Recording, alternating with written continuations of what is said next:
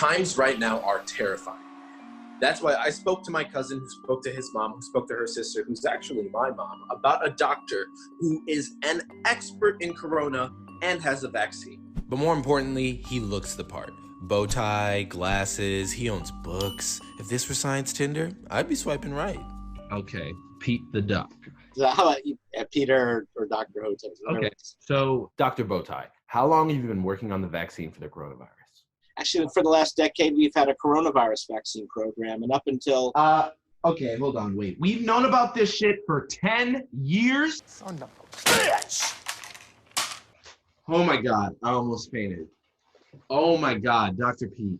Well, actually, much longer than that. The first terrible pandemic, or massive epidemic of our coronavirus started in 2003. And you knew about this shit when I was 9?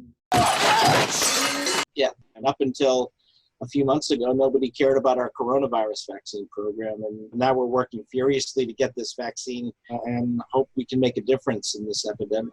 Turns out they were close to a cure in 2018, but then were denied funding. The bottom line is, had we had those investments early on to carry this all the way through clinical trials years ago, we could have had a vaccine ready to go. But right now, I'm more concerned about the health of my new best friend and mankind's last hope.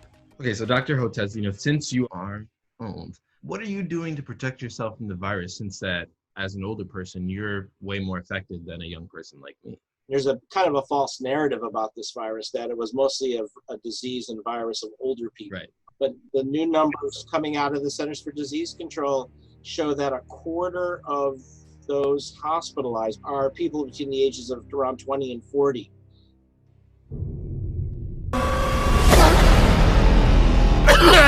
What the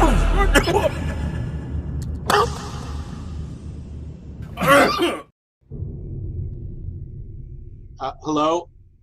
You still there? You look a bit frozen. Oh, okay, I'm sorry. It's just, you said over 20? You said people over 20. Well, I said people between the ages of 20 and 40, 20 and 44.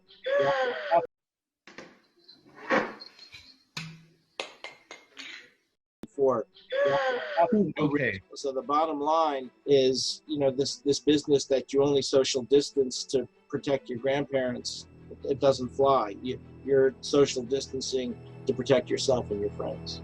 Oh, you guys, this was my weekend. Oh my God, Dr. Hotez, please. I went to the Apple store last week and I touched every single iPad that they had on display. Oh my God. I went to these Brooklyn cough parties. Have you ever heard of this? Doesn't sound good. You go and then you cough into each other's mouths and it's like a sort of spiritual, sort of tantric sort of thing. And sometimes it's just marijuana, but sometimes it's not. Don't do that again. Oh my God. Oh, I'm supposed to be indestructible. So where's this vaccine? Well, right now, the vaccine is in our lab, and we're trying to work with the U.S. Food and Drug Administration and see if we can start some clinical trials. Woo! We got it, baby! Right, it's going to the streets. Hey, y'all, it's revolution up in this bitch. Set the alarm, DEFCON 5. It's on, baby.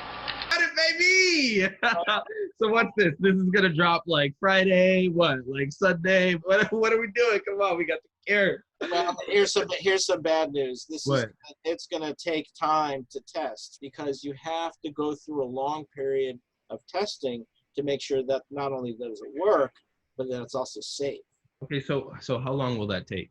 Well, the models say we really need to have something by 18 months. 18 months? We have the vaccine manufactured, we have to vial it, we have to now start the long process of clinical trials. Okay, we don't have time for these trials, Dr. Peter. They have postponed the second season of Euphoria.